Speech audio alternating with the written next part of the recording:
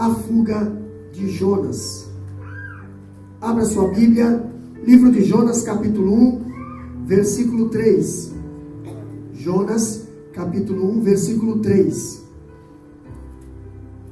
Jonas, capítulo 1, versículo 3.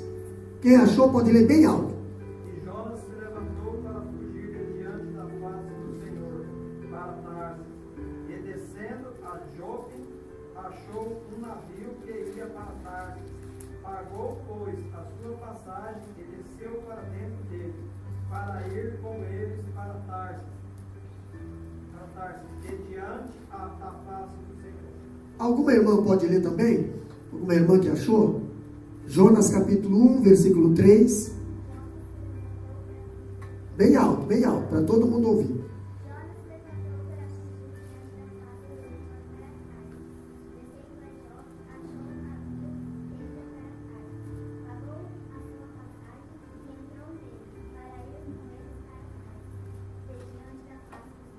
Amém. Podeis aceitar, meus amados? A fuga de Jonas. A fuga de Jonas. Todo mundo conhece a história de Jonas. E nós estamos no estudo do livro de Jonas. E quando nós falamos da fuga, estamos no estudo das dispensações. Paramos no livro de Jonas. E hoje estamos falando sobre a fuga de Jonas. Falando sobre a fuga de Jonas, ainda nós vemos algo interessante. Eu vejo 4 fatores que nós devemos destacar a respeito da fuga de Jonas. Primeiro fator é qual, pastor? A fuga de Jonas. Eu vejo algo interessante sobre o chamado de Jonas. Capítulo 1, versículo 1 a 3, nós vimos Deus chamar Jonas. No capítulo 1, versículo 1 a 3, nós vemos Deus direcionar Jonas. Capítulo 1, versículo 1 a 3, nós vimos Deus comissionar Jonas. E nós vimos Deus não aliviar o que ele tinha entregado para esse profeta. Mas quando nós falamos do chamado de Jonas, antes de falar da fuga, precisamos entender o chamado de Jonas. Jonas, ele foi um homem a quem Deus fala, né? E é tão lindo quando Deus fala, e é tão feio quando o homem finge que não ouve. Deus falava com Jonas. Jonas foi um homem a quem Deus fala. Capítulo 1, versículo 1, nós vemos a palavra de Deus dizendo bem assim: e veio a palavra do Senhor a Jonas. Quantas vezes na nossa vida nós ouvimos essa palavra? E veio a palavra do Senhor ao diácono Giovanni. E veio a palavra do Senhor à irmã Clétis. E veio a palavra do Senhor a irmão Rogério. Pastor, mas eu só é a palavra do Senhor quando alguém vem e diz assim: eis que eu falo contigo, meu filho. Isso é uma profecia pessoal, direta para você.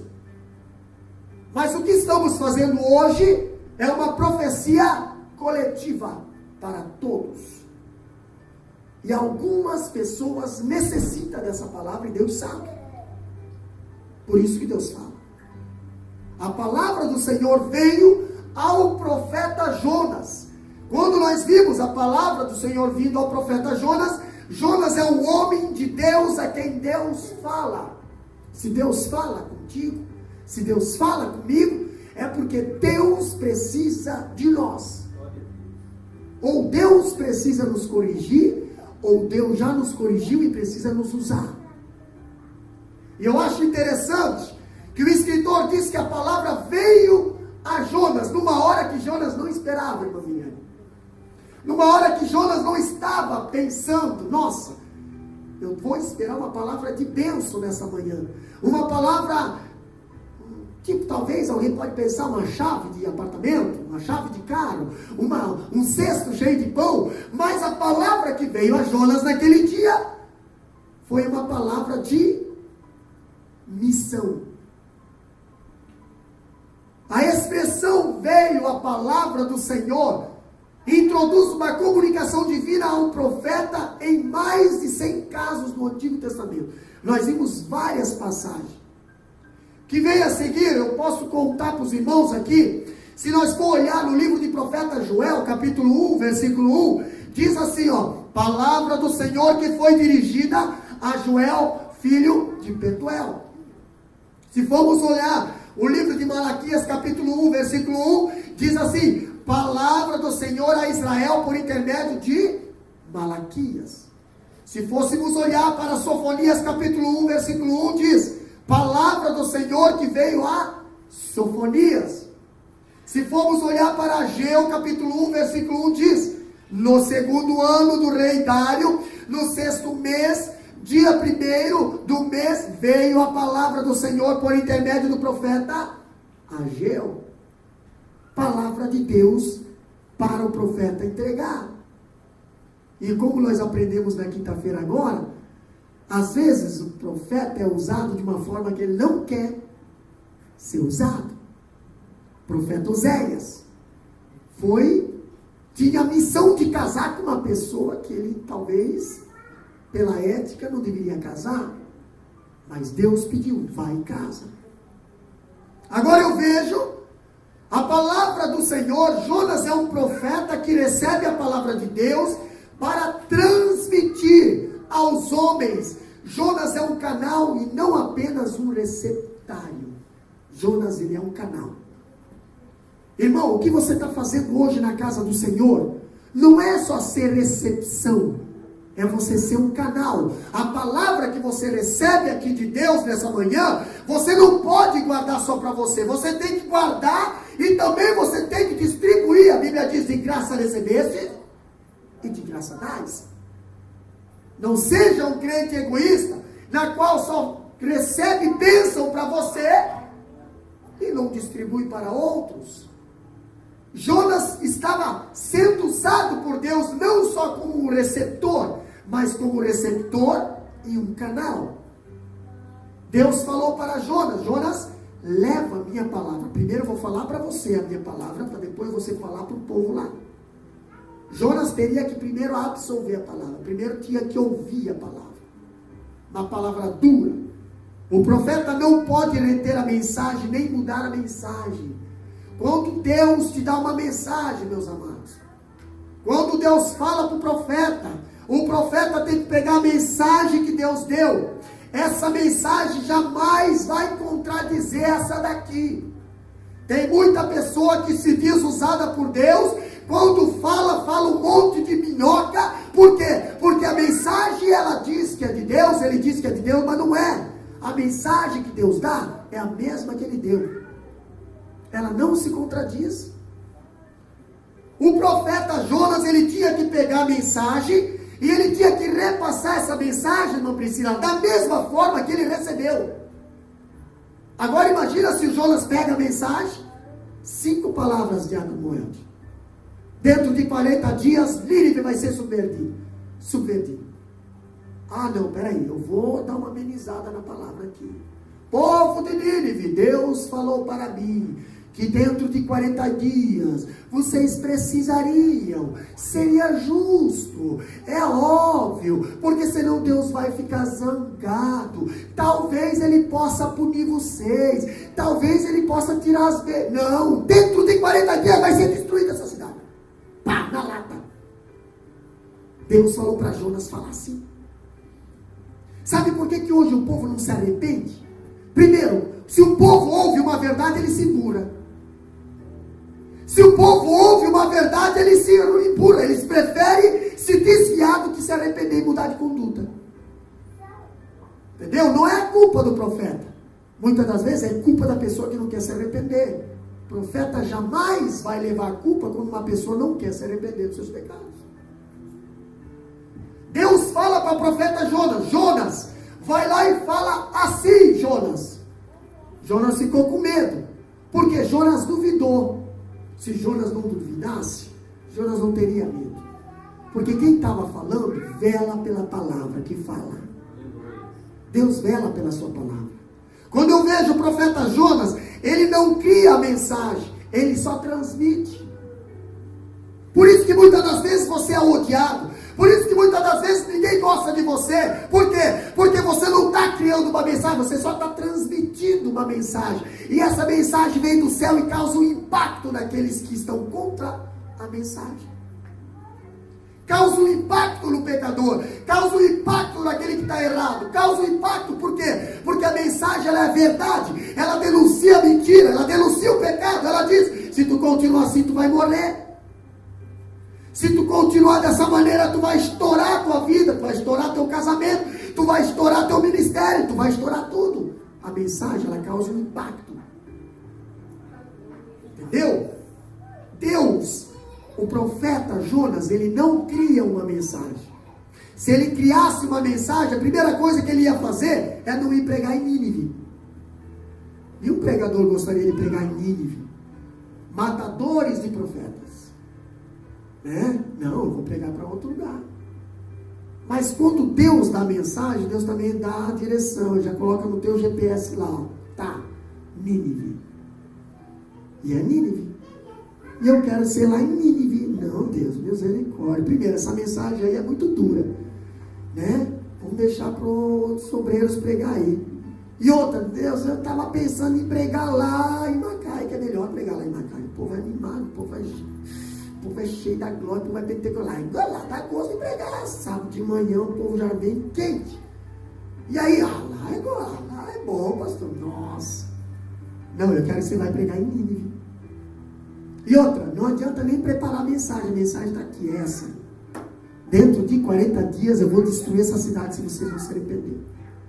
Pastor, quando eu vejo o profeta, não é a fonte da mensagem, mas o instrumento da sua entrega. Eu vejo algo interessante, que Jonas, ele foi um homem a quem Deus comissiona.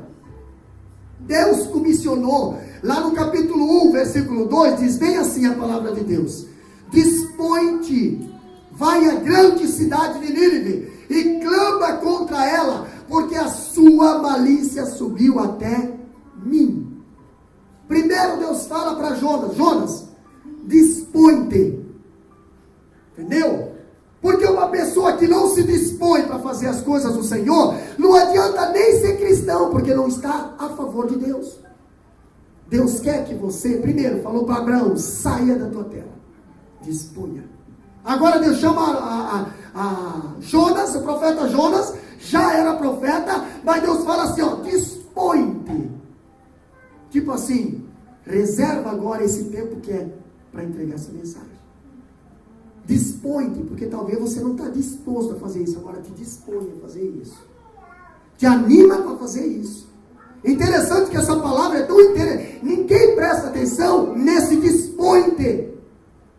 Quando a palavra fala dispõe-te, ali ela quer dizer o quê? 100% eu quero você agora. Eu quero te usar 100%. Dispõe-te para mim poder te usar. Não adianta você sair para Nínive pensando em ficar aqui. Não adianta você sair para Nínive pensando em ir para Tarso. Eu quero disposição. Dispõe-te. Dispõe-te. A comissão que Jonas recebe de Deus é soberana, árdua, clara e urgente. Por isso que Deus fala: dispõe-te. Larga tudo que tu está fazendo agora. Dispõe-te a fazer algo para mim. Deus fala assim nesta manhã: disponha-te a fazer algo para mim. Muitas das vezes você quer fazer algo para Deus, mas tu não quer se dispor para fazer algo. Eu sonho de fazer, mas não quero me dispor. Eu gostaria de fazer, mas eu não quero me dispor. A palavra de Deus fala para ti nessa manhã: disponha-te a fazer algo para mim. Ainda dizendo, o profeta Jonas recebe diretamente de Deus a missão de advertir Nínive. E ainda, Destacamos aqui alguns pontos. Jonas, ele é convocado por Deus para uma missão singular e inédita. Era uma missão só. Ele foi convocado por Deus. Por saber das dificuldades e implicações desse chamado, Deus lhe mostrou a necessidade da disposição. Irmãos, eu tenho chamada missionária, amém. Irmãos, eu tenho vontade de fazer algo para Deus, amém. Agora Deus fala para você, o trabalho é árduo. O trabalho não é fácil.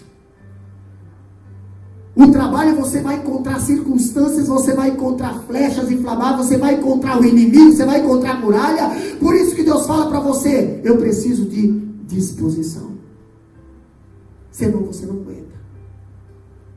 Deus fala para Jonas, dispõe-te. O profeta não pode pregar apenas aonde ele gosta. Ele tem que pregar onde Deus manda ele pregar. Aonde Deus direciona. Ele precisa se dispor a ir pregar aonde Deus envia ele. E Deus enviou Jonas para onde? Nínive. Brincadeira. Certamente Nínive seria o último lugar no mundo que Jonas escolheria pregar. Imagina, né? Agora lá vai Jonas, né? Lá vai Jonas. Jonas não é chamado a pensar, a refletir, a questionar, mas a ir à grande cidade de Nínive. Imagina se Deus fala para Jonas bem assim, ó: Jonas, eu preciso de você lá em Nínive, tá? Às vezes o pastor faz isso, né? Mas Deus não faz isso. Ó, eu preciso de você. Dá uma pensadinha aí, né? Dá uma pensadinha aí. Trabalho precisamos que você faça isso. Precisamos que, né? Dá uma pensadinha aí, vê. Aí tem aquela pessoa, pastor, eu vou pensar, vou pensar. Aí o que a pessoa faz primeiro? Primeiro ela calcula todos os tempos dela particular. Primeiro ela calcula para ver se não vai dar prejuízo para ela. Para depois ela dizer, ó, pastor, eu estava pensando, tá bom, pastor, eu vou aceitar. Ah, isso é com o homem aqui na terra. Agora, quando Deus fala, Deus não pergunta para você, você tem tempo? Deus não pergunta para você, você pode? Deus não pergunta para você, você tem capacidade? Deus não pergunta para você, você está com medo? Deus não pergunta, não, ele só fala assim, ó, disponha-te que eu quero te usar. Deus fala para você bem assim, ó, ponha-te na minha presença que eu preciso te usar. Eu acho interessante que, embora o verbo no hebraico, quer dizer, gu, muitas vezes indica a ação física de levantar. Levantar. Em Gênesis capítulo 24, versículo 54, diz bem assim, ó: então comeram e beberam, eles e os varões com ele estavam e passaram a noite, e levantaram-se pela manhã e disse, deixa-me ir ao meu Senhor. Quando se fala dispõe-te, também é o mesmo verbo que levantar. Por isso nós vimos lá no livro de Gênesis, quando Deus fala, sai da tua terra e da tua parentela. Outro versículo nós vimos Deus chamar Abraão para fora da tenda para falar com ele. Outro versículo nós vimos Deus falar assim, põe-te em pé que eu falarei contigo. Entendeu? Põe-te em pé que eu falarei contigo. Nínive era a maior cidade do mundo naquela época. Nós vemos que a enormidade da cidade é um fato tão importante que o livro de Jonas destaca 3 vezes. Deus falando, a grande cidade de Nínive. Para você ver o tamanho da cidade. Se é Deus que está falando, pode ter certeza que é grande. Capítulo 1, versículo 2. Capítulo 3, versículo 2. Capítulo 4, versículo 11. Nós vemos ali Deus falando, vai à grande cidade de Nínive. Não teria eu compaixão da grande cidade de Nínive. Outra coisa, era também a cidade mais perversa e violenta. A cidade mais perversa e violenta, tá? E rendida ao pecado. Nínive era o maior antro da maldade, violência e feitiçaria da época. Agora imagina o profeta ser escalado para pregar lá naquele lugar. aonde havia feitiçaria, onde a violência, aonde a maldade tomava conta. Pastor, a descrição que o profeta Naum faz de Nínive é assustadora, quer ver? Abra a Bíblia em Números capítulo 3, versículo 1 a 4.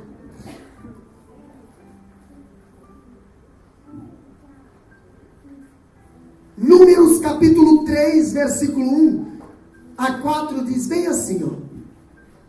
Ai da cidade sanguinária, ó, está falando de Nínive, toda cheia de mentiras, de roubo, e que não solta a sua presa. Você já viu? Já viu quando um crocodilo pega uma presa? Não solta, né? Que mais? Eis o estalo dos açoites, o astrono das rodas, o galope de cavalos e carros que vão saltando, os cavaleiros que esporeiam, a espada flamejante, o relampear da lança e a multidão de transpassados. Ainda diz, massas de cadáveres, mortos sem fim, tropeça a gente sobre os mortos. Tá? Tudo isso por causa da grande prostituição da bela e encantadora meretriz, da mestra de feitiçarias, que vendia os povos com a sua prostituição e as gentes com as suas feitiçarias. Versículo 19, porque sobre quem não passou continuamente a tua maldade. Essa é a descrição da cidade de Nínive. Qual é a referência? Naum capítulo 3, versículo 1. Naum, tá? Não é Números. Agora nós vemos Deus não apenas envia Jonas a Nínive, mas a envia para uma missão específica. Clama contra ela. Jonas recebe a missão de denunciar o pecado de Nínive e anuncia contra ela o juízo do Deus vivo. Os pecados dos ímpios ofendem a Deus, pois Ele é santo e justo e não pode aceitar o mal. Tudo que é mal, tudo que é pecado, ofende a Deus. Pastor, existe pecadinho e pecadão? Não. Pecado, transgressão, ofende a Deus. Entendeu? Entristece o Espírito Santo. O pecado é uma abominação para Deus e deve ser reprovada em todo lugar, em todos os tempos. O mesmo pecado que era para o tempo de Israel, é para nós. Não dá para se dizer, pastor, isso é para o tempo de Israel, não acontece mais nos nossos dias. Acontece nos nossos dias. Deus não apenas envia Jonas a Nínive, mas lhe dá uma razão para cumprir a sua missão. Qual era a razão? O pecado de Nínive havia subido à presença de Deus. O mau cheiro da malícia. Pastor, se nós for olhar hoje a face da terra, se nós fosse analisar hoje as cidades, as metrópoles, as capitais, se nós fosse ver a prostituição, a sujeira, hoje nós podemos olhar para o Brasil e nós vemos uma bomba em cima da outra, entendeu? Aonde os adultos não têm mais vergonha de dizer assim, não, é certo, é arte você sair pelado e as crianças ficar te tocando. É arte. Estão querendo fazer nós engolir isso. E sem querer isso, ainda coloca nos lugares públicos. Para que nós não aceitamos, mas as nossas crianças olhem e comecem a achar isso normal. Entendeu? Pastor, o Senhor não podia mais tolerar a iniquidade daquela cidade. Deus não estava mais suportando o cheiro do pecado e da malícia da cidade de Nínive. O que aconteceu? Deus diz, o cálice encheu. Jonas vai lá, ou ele se arrepende, ou eles vão morrer tudo. Pastor, por que muitas nações aí estão morrendo de fome? Por que muitas nações aí estão morrendo com a miséria, peste, a desgraça? É Deus pesando mão, porque a Bíblia diz, se você trocar ele por outro Deus, entendeu? maldição virá sobre a terra. Nós vemos aí a Índia, país que poderia sobreviver sozinho, mas está lá. A maldição está sobre aquela terra. A própria terra da Palestina está virada num deserto, e era uma terra que manava leite e mel. Por quê? É só você olhar em Deuteronômio capítulo 5 e 5, ou 6 e 6. Não me foge a memória agora. Que o próprio Deus disse: se vocês me obedecer, eu mandarei chuva, a chuva temporã, a chuva serônica. Agora, se vocês não me obedecer, eu fecharei as portas do céu. Não virá água, não vai ter fruto. Quando eu vejo o profeta Jonas agora receber essa comissão, eu vejo Jonas pensar numa estratégia de não fazer o que Deus pediu para fazer. Aí eu vejo a fuga de Jonas. Falando da fuga de Jonas, em primeiro lugar eu vejo Jonas, um homem que desafia o próprio Deus. Um homem que desafia Deus. Capítulo 1, versículo 3. O que diz lá? Lê para nós. Porém Jonas se levantou para fugir da presença do Senhor para Tarsis, e descendo a Jope, achou um navio que ia para Tarsis, pagou, pois, a sua passagem e desceu para dentro dele, para ir com eles para Tarsis. Tá bom. Para longe da presença. Olha só que interessante, meus amados. Tem tradução que fala assim: Jonas dispõe que vai a Nínive. E no outro versículo, porém Jonas se dispôs a ir a Tarsis. Numa outra tradução, essa que vocês estão lendo, a palavra de Deus diz bem assim para Jonas: Jonas, levanta-te e vai a Nínive. E aí no versículo 3, a Bíblia fala bem assim: e Jonas se levantou para ir a Tarsis. Interessante, né? Por que quando Deus fala para nós fazer uma coisa, nós sempre queremos fazer o contrário? Deus fala para nós viver em comunhão, nós queremos viver brigando. Deus fala para nós adorar Ele, nós queremos viver murmurando. Deus fala para nós ser diferente, nós queremos ser como o mundo quer. E Deus fala. E Deus é claro para nós: ei, Jonas, levanta e vai a Nínive. Jonas, o homem profeta de Deus, ele faz ao contrário. Ele se levanta e vai para Tarsis. Isso é desafiar a Deus.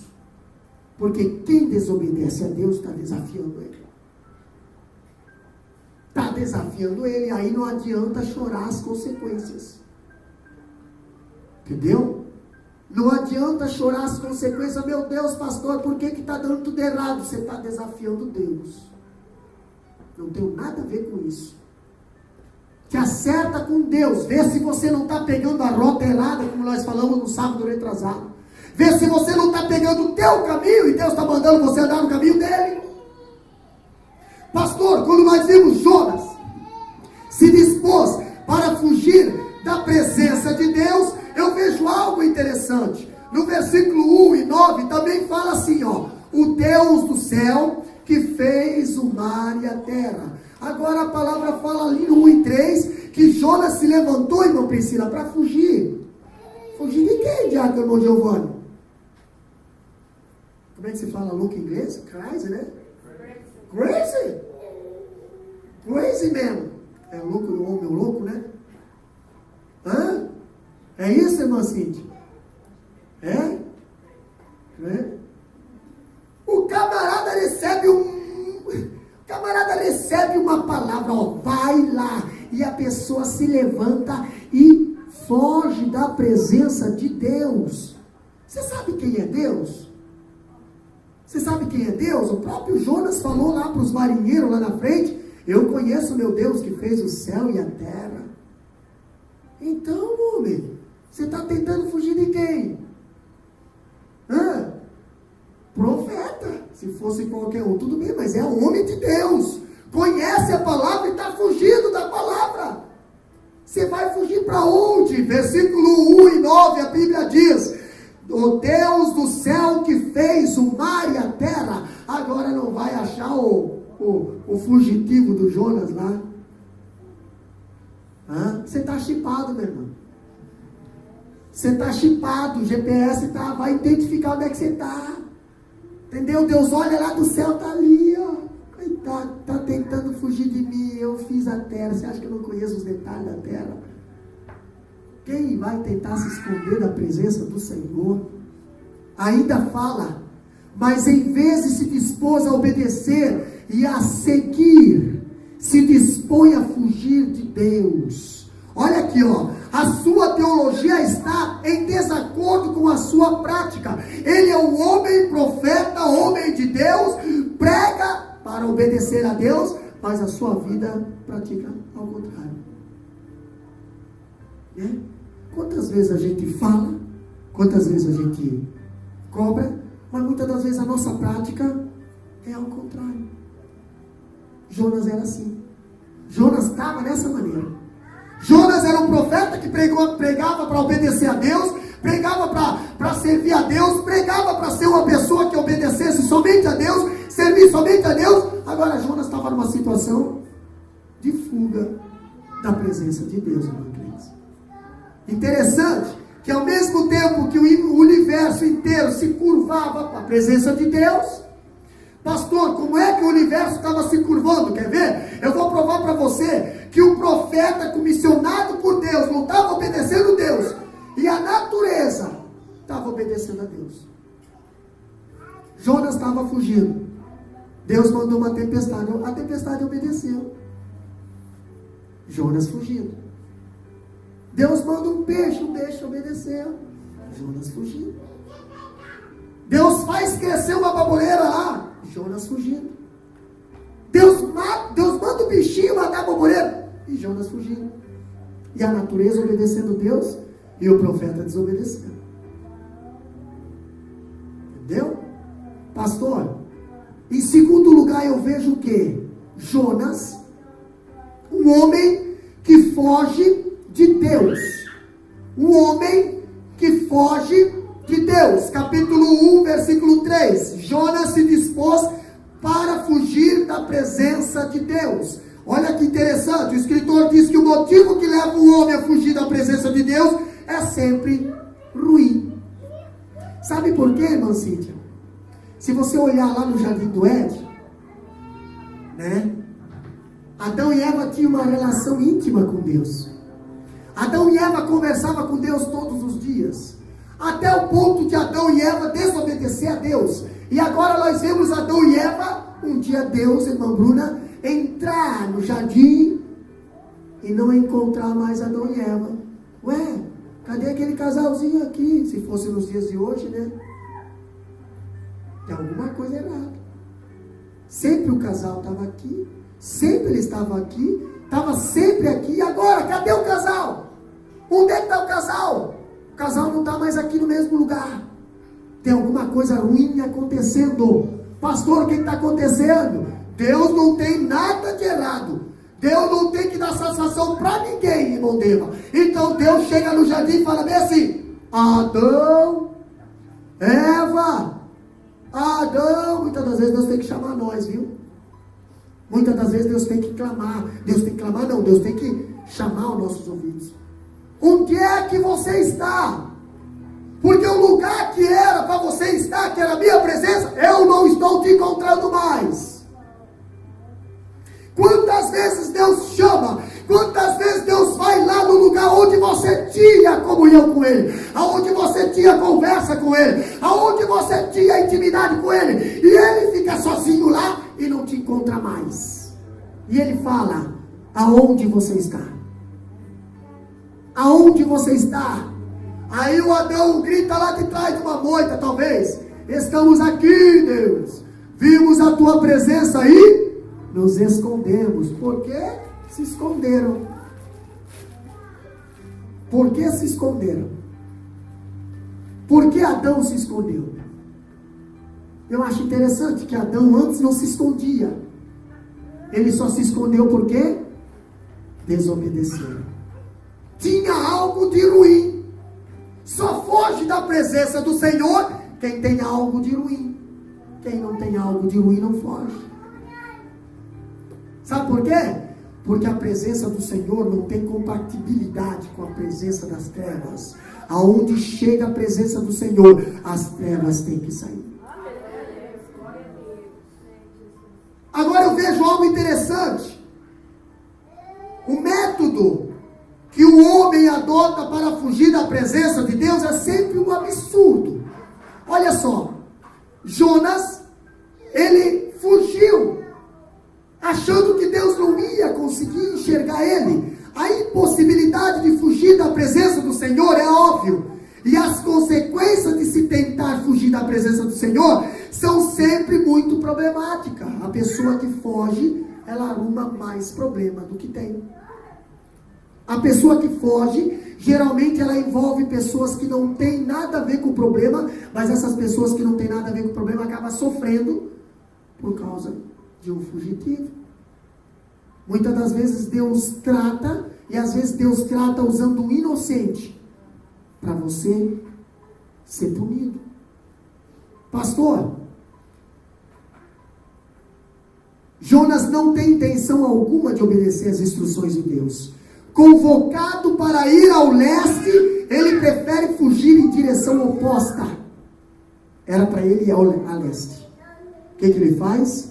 É lá Nínive. Ele faz ao contrário. Ele vai ao oeste, cidade de Tarsis. Agora eu vejo, por que Jonas, era para ele vir para cá, Nínive. Jonas pega e vai a Tarsis. Agora vamos entender uma coisa, o que a Bíblia nos ensina? Acompanha lá na Bíblia, o que a Bíblia nos ensina? O porquê que Jonas decidiu ir a Tarsis. Olha onde é que fica Nínive. Nínive fica aqui, na Síria, capital da Síria. Aqui é Israel. Jonas pega e viaja para Tarsis. Eu faço uma pergunta para os irmãos.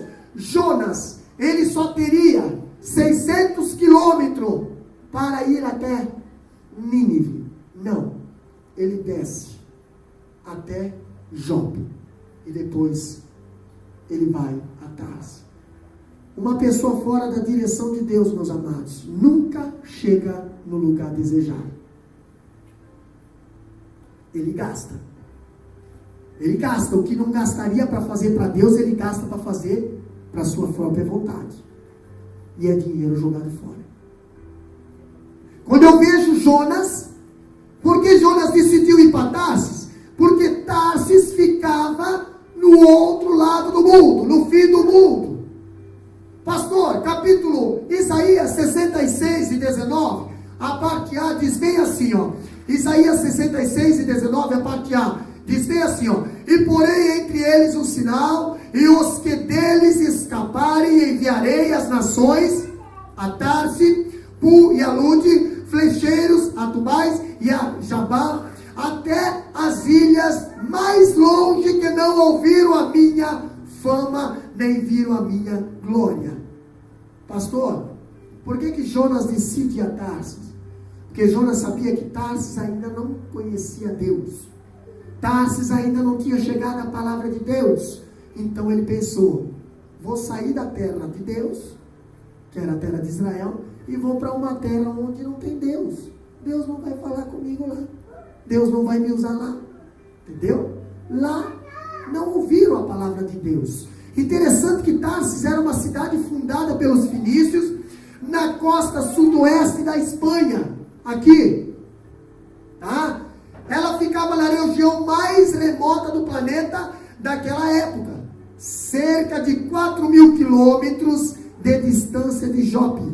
4.000 quilômetros daqui. Pastor, 4.000 quilômetros de carro daria quantas horas de viagem, meu Deus? Você que viaja muito. 4.000 quilômetros.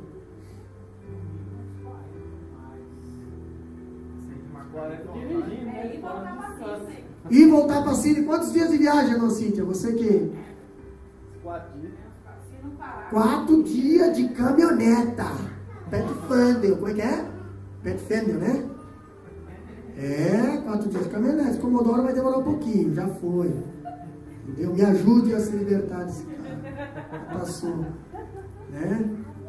Agora, se for de Yaris ou Toyota, né? O território, o negócio é... Imagina Jonas de carro viajando. Era rápido. Mas Jonas foi no navio cargueiro. 4.000, navio cargueiro a vela naquela época. Não tinha motorzinho Scania não. Pastor, olha aqui, ó. Cerca de Tarsis era o último e mais longínquo lugar conhecido onde os navios fenícios podiam conduzir Jonas. Pastor, a viagem de Jonas para lá durava pelo menos um ano. Um ano. Olha só um profeta viajando um ano. Fugindo. Pastor, quanto tempo estamos fugindo da presença de Deus? Quanto tempo estamos dentro de um certo navio, né? Fugindo. Deus quer nos usar em uma outra direção e nós estamos pegando uma direção nossa, aquela que a gente gosta, e Deus quer usar uma outra que nós não gostamos, mas Deus quer lá, e nós estamos aqui, até pagamos a passagem, até fazemos de propósito, até é capaz de dizer assim, a permissão de Deus, né? É Deus que está ali. Pastor, olha o que a Bíblia diz. Tars não estava apenas no fim do mundo, mas na direção oposta a Nínive. Ainda, Nínive ficava a leste da Palestina e Tarsis a oeste. Jonas não queria apenas afastar-se de Deus, meus amados, mas caminhar exatamente em direção totalmente oposta à vontade de Deus. Jonas está mais para Caim do que para um profeta. Se lembra da história de Caim, que nós já falamos aqui nas dispensações? Caim matou seu irmão e saiu fugindo. Saiu fugindo. O que diz ali? Olha aqui, ó. A Bíblia fala, disse Caim, capítulo 4, versículo 14 de Gênesis: da tua presença ficarei escondido. Por quê? Porque ele estava marcado, uma marca de desobediência. Ele estava marcado com uma marca de desobediência. Caim, no entanto, lamentou ter de ficar escondido, mas Jonas quer ficar escondido. Caim foi marcado e ele tinha que ficar se escondendo, porque aonde ele chegava, o povo dizia: você, né? É você o matador do teu irmão, é você o matador do teu irmão. Deus colocou essa marca para ele ter que viver escondido. Agora Jonas não. Jonas procurou se esconder sozinho. Jonas não tinha marca de desobediente. Jonas procurou se esconder por causa da desobediência. E eu falando alguma coisa ainda de Tarsis, eu vejo que Tarsis ficava no lugar onde a palavra de Deus não foi anunciada ainda. Existem lugares ainda que a palavra de Deus não chegou. Existem lugares ainda, por exemplo, a Coreia do Norte, onde não pode nem entrar missionários lá dentro. Aí vem a palavra do Senhor e fala bem para ti: levanta-te, sai do frigorífico, abandona o cleaner, sai da jardinagem e vai para uma cidade chamada, lá no país chamado Coreia do Norte. Ah, não, pastor. Vai te converter, porque você está profetizando heresia aí. Aí o que você sai? Ah, não, pastor, a minha chamada é para ir pregar no centro de Sydney, no centro de São Paulo, no centro de uma capital, aonde tem prédios, arranha-céus, aonde os cristãos se trombam. Aí você até, minha passagem é para lá, vou pegar, vou pagar e vou. Você não chega nem na metade da viagem.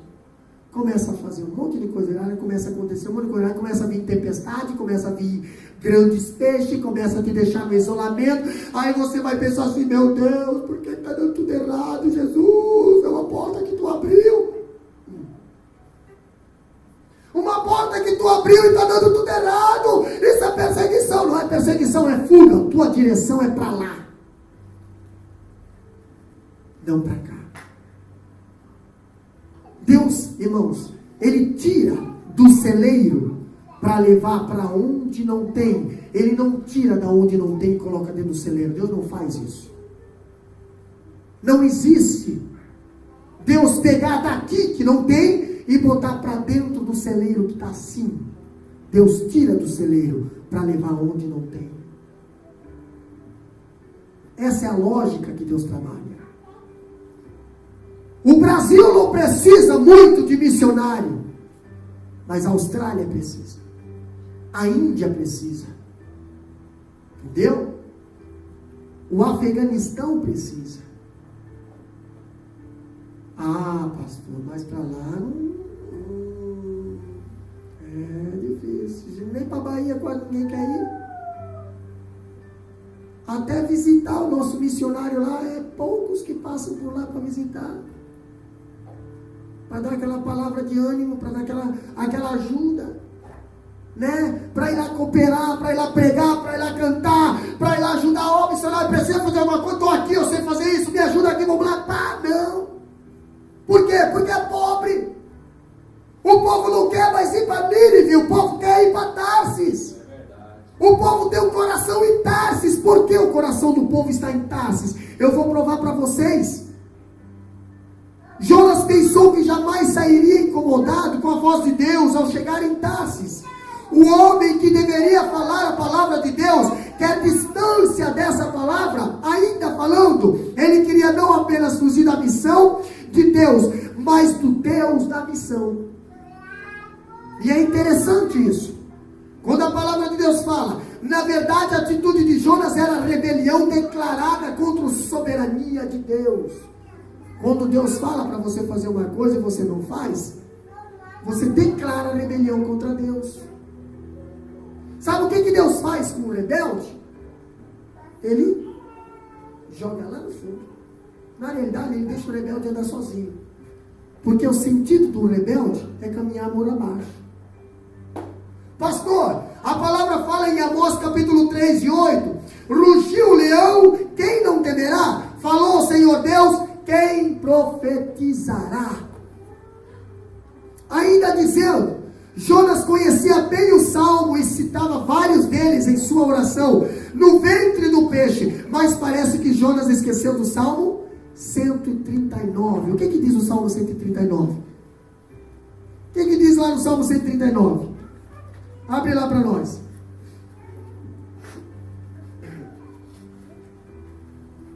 Salmo 139. Vem lá. Senhor, tu me sondaste e me conheces. Tu conheces o meu assentar e o meu levantar. De longe, entendes o meu pensamento. Cerca o meu andar e o meu deitar, e conhece todos os meus caminhos. Sem que haja uma palavra na minha língua, eis que, ó Senhor, tu conheces. Tu me cercaste em volta e puseste sobre mim a tua mão. Tal ciência é para mim maravilhosíssima, tão alta que não a posso atingir. Para onde me irei do teu espírito, ou para onde fugirei da tua face? Olha só. Se subir ao céu, tu aí estás. Se fizer no Seol a minha cama, eis que tu ali está também. Se tomar a asa da alva, se habitar nas extremidades do mar, até ali a tua mão me guiará e a tua destra me sustentará. Se disser, de certo que as trevas me encobrirão, então a noite será a luz à roda de mim. Nem ainda as trevas me escondem de ti, mas a noite resplandece como o dia. As trevas e a luz são para ti a mesma coisa. Pois possuíste o meu interior, entreteceste no ventre de minha mãe. Amém. Para onde fugirei da tua face? Nós vimos Jonas, o profeta, ele mencionar alguns salmos ali, mas ele esqueceu do 139. Eu acho que ele esqueceu, porque senão ele não ia fugir. Não há atitude mais tola do que tentar escapar, fugir de Deus, ainda mais do Deus onipresente. Deus é como a sombra à nossa direita, pastor. Salmo 121 e 5, a Bíblia diz que Ele é a nossa sombra à nossa direita. Pastor, você consegue fugir da tua sombra? Consegue? Consegue, Diácono Elton, fugir da sombra? Da tua sombra? Hã? Chega em casa hoje, irmã Miriam, liga a luz do quarto e manda ele andar. Vê se consegue fugir. Irmã Juliana? Vê se consegue fugir da sombra. Pastor, Pastor, o que a Bíblia está querendo falar do Salmo 121:5? Deus é a nossa sombra. Como é que nós vamos fugir dele? Deus é nossa sombra. Como é que nós fugiremos da sombra? Assim como não podemos esconder-se da nossa sombra, também não podemos nos esconder de Deus. Pastor, por que Tarsis era um lugar próspero? Tarsis, irmão, todo mundo quer ir para esse tipo de lugar. Todo mundo quer isso aqui. Mas olha só que interessante. Vamos ver o que era Tarsis. Que todo mundo fala, Jonas queria ir para Tarsis, Jonas queria. Mas vamos entender o porquê que Jonas queria ir para Tarsis. Jeremias capítulo 10, versículo 9. O que diz lá? Jeremias capítulo 10, versículo 9. Diz bem assim, ó: trazem prata estendida de Tarsis, e ouro que o faz, trabalho de artifício das mãos do fundidor, fazem vestes azuis celestes e púrpura, obra de sábios de todos eles. Pastor, lá em Tarsis tinha prata, lá em Tarsis tinha muita coisa valiosa. Entendeu? Qual que é o profeta que não deseja ser bem sucedido na vida? Pastor, os profetas não são bem sucedidos na vida? São, mas na presença do Senhor. Tudo que vier à tua mão vai ter sempre prosperidade. Dá uma olhada em José.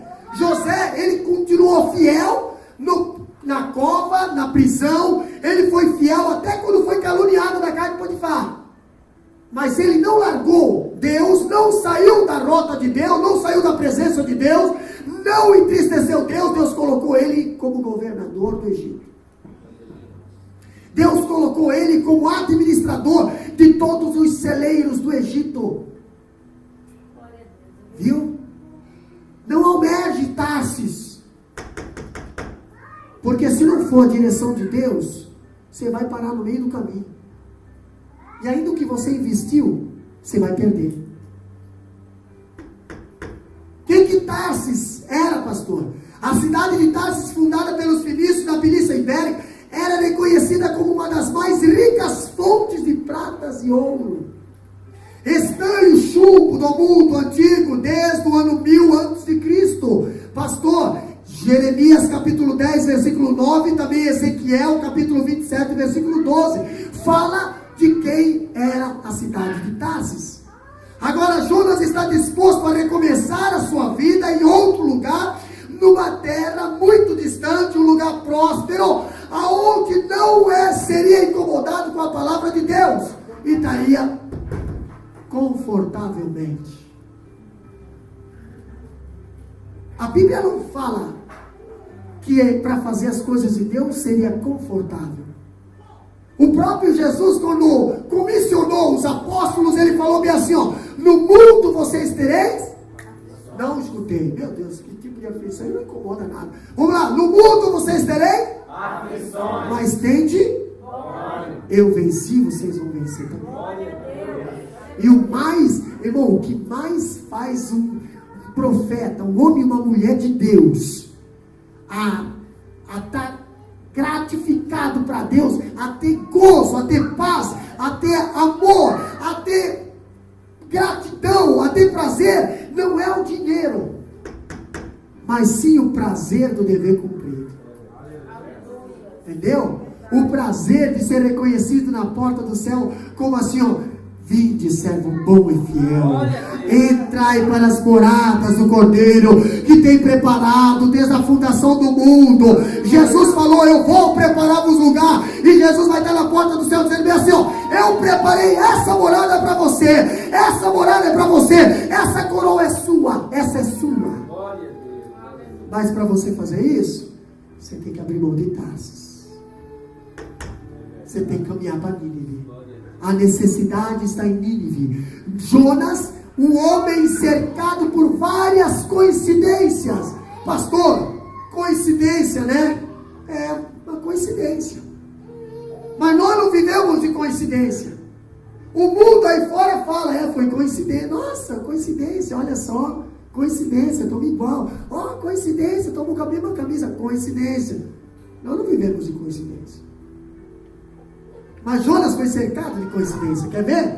Olha aqui, ó. Quando Jonas sai da sua vila de Gat-Hefer, já falamos sobre essa vila, no alto da montanha da Galileia, ele desce para Jope, às margens do mar Mediterrâneo.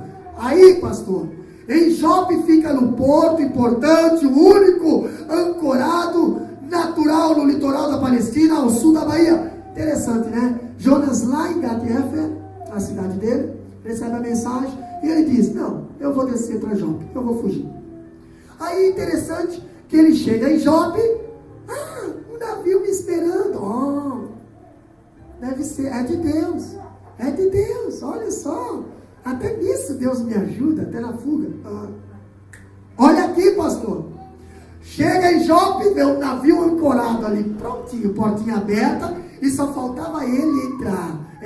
Só tem uma vaguinha, irmã Clédia. É a sua, Jonas. É a sua, é para você. Parece que foi feita para você.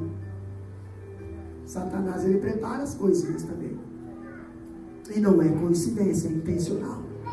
Pastor, nós vemos que o navio ancorado, e era importante porto marítimo da região. Nele, Jonas encontra um navio que está saindo para Tarso. Coincidência, o navio está indo para o mesmo lugar que eu estou querendo ir. Nossa, coincidência, né? Chegar no porto, o navio está quase saindo. E ainda está indo para o lugar que eu quero ir. Só tinha um lugar. Ele tem o dinheiro para pagar passagem, e as passagens disponíveis para ele. Olha só. Tem vaga? Tem passagem? Tem, só tem uma. Beleza. Quanto é que é? É tanto. Olha só a coincidência, eu tenho dinheiro. Eu tenho certinho. Que bênção. Olha como Deus é bom. Não tem gente que tem coragem disso. Ai, como Deus é bom. Deus, obrigado. Raiva do céu. Ele tem o dinheiro para pagar passagem. Jonas embarca em segurança para o destino mais distante daquela época. Jonas não podia pensar. Que bênção. Tudo está dando certo para mim. Profeta. Tudo dando certo. Que bênção. Tudo está dando certo. Nem sempre as circunstâncias favoráveis é um sinal de favor de Deus. Atos, capítulo 27, versículo 9 a 20. Nós vemos uma viagem, irmã Cíntia, do apóstolo Paulo à cidade de Roma, indo prisioneiro. E aí o apóstolo Paulo fala bem assim: olha, Deus me avisou que nós vamos enfrentar uma grande tempestade. Capítulo 27, versículo 9 diz: passado muito tempo e sendo já perigosa a navegação, pois também já tinha passado Paulo aos admoestados, dizendo: varões, vejo que a navegação há de ser incômoda e com muito dano, não só para o navio e a carga, mas também para nossas vidas. O apóstolo Paulo estava numa viagem e ele sabia que essa viagem ia ter naufrágio. Pastor, que coincidência, né? Então talvez se esse navio vai naufragar, não é de Deus eu viajar, irmã Clécia. Por quê? Porque Deus avisou que vai ter um acidente. Então não é de Deus eu sair fazer missão. Aí é muito perigoso sair pegar esses cangurus pela estrada. Então quer dizer que se o canguru atravessar na frente da caminhoneta, a caminhoneta tombar, é porque não era de Deus aquela viagem. Não aconteceu assim com a vida do apóstolo Paulo. Porque a Bíblia diz que aquele naufrágio era permissão de Deus para que Paulo fosse para a ilha de Malta e ganhar aquelas almas da ilha de Malta todinha para Jesus. Não era coincidência, era permissão de Deus. Entendeu? Agora, pastor, Jonas, era coincidência? Era coincidência? Não sei. Mas ali era desobediência. E estava dando tudo certo. Mas nem tudo que é certo fazer. Tem pessoas que fazem, mas eu acho certo fazer isso, mas não é certo fazer isso. Pastor, vai estar tudo politicamente correto, como dizem os políticos, é politicamente correto, mas não é certo. Você está fora da direção de Deus. Pastor, se nós for olhar o apóstolo Paulo, se ele fosse olhar e dizer assim, Deus, então se você vai naufragar, se vai haver um naufrágio nessa viagem, Deus, então não é de Deus eu ir, né, Deus? Não é de Deus, né? Porque eu vou passar e o servo de Deus não passa. Nós somos protegidos. Quando nós saímos em viagem, nós pedimos proteção de Deus. Deus guarda a nossa viagem. Mas quantas vezes estourou? Quantas vezes tinha vaca no meio do caminho? Hoje mesmo eu atropelei uma cacatu, perdi a galota. E ninguém está triste, mas era uma galota. Entendeu? Uma coisa que aconteceu que não era coincidência. Por que aquele buraco estava lá?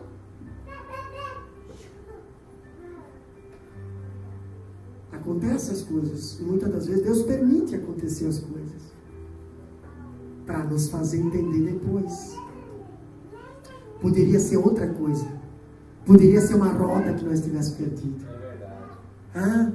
Poderia ser outra coisa, pastor. Poderia ser um boi que nós tivéssemos atropelado. Não. Deus permitiu só uma cacatu entrar na frente. E ainda passou por debaixo ainda. Eu acho que ela nem atropelou. E se fosse um canguru daqueles, né? Quando estávamos vindo de Brisbane, o cooperador, o diácono Johnny, atropelou um canguru em alta velocidade. Diz que o carro parece que balançou até ele parar. Por que Deus permite isso? Nós recém-saídos de um congresso, a glória do Senhor, ela estava presente. Não é coincidência. Deus sabe o que vai acontecer. E Ele sabe o que Ele quer nos ensinar. Já pensou nós fazer uma viagem de 8 horas? Diácono irmão Elton, e não acontecer nada? De nada ia adiantar. Deus nos protege se nós não vê a mão de Deus nos protegendo. Se nós não vê a mão de Deus nos guardando. Se nós não vê muitas das vezes o livramento, nós não tomar aquele susto e dizer, meu Deus, aqui foi Deus. Um dia estávamos viajando de Mineira para cá, o diácono do aéreo quase tombou a caminhoneta. Uma coisa assim rápida. Meu Deus. Estávamos no radinho conversando ainda. Mão de Deus. Mas por que Ele permite isso? Para provar para nós que não é coincidência. Ele quer mostrar que Ele está no controle da situação. Ele quer mostrar que Ele está cuidando de nossas vidas. E muitas das vezes nós não se lembramos disso. Muitas das vezes nós estamos bem. Daqui a pouco o canguru sai, meu Deus do céu. E aí nós tomamos um choque, meu Deus, realmente tu estava no controle. Porque se tu não tivesse no controle, o que seria de nós? Pastor, para nós encerrar, Jonas, o homem que desce vertiginosamente na sua vida. Olha só, Jonas na rota da desobediência faz uma viagem de descida radical. Ninguém na rota de desobediência sobe para cima. É descida. Capítulo 1, versículo 3, nós vimos que Jonas começou a descer. Jonas, ele desce de Gat-Hefer para Jope. Olha que interessante. Gat-Hefer, que era a cidade dele, ele desce para uma cidade inimiga, cidade dos filisteus. Pronto, já saiu. Pastor, que mais? De Jope ele desce ao navio. Que mais? Ao entrar no navio ele desce ao porão. Olha, ele está descendo ainda. Fisicamente, não estamos falando espiritualmente, estamos falando fisicamente. Quando você sai da direção de Deus, primeira coisa, e fisicamente vai aparecer. De Jope ele desce, olha só, do navio ele desce ao porão, do porão do navio ele desce ao mar. E aí, pastor, vai para o ventre do peixe? Não. Ele não vai para o ventre do peixe. Tem algo interessante aqui que nós vamos aprender com a palavra, porque quando nós estudamos a palavra, nós acabamos entendendo o que a palavra quer nos passar. jogado no mar, ele desce ao mar. Do mar, ele desce às regiões abissais do fundamento dos montes. Ele não fica no meio do mar, irmã Priscila. Aonde é que é os fundamentos dos montes? Aonde é os fundamentos dos montes? Se você foi jogado no mar, tipo, você está no mar. Aonde que o monte começa? As montanhas começam?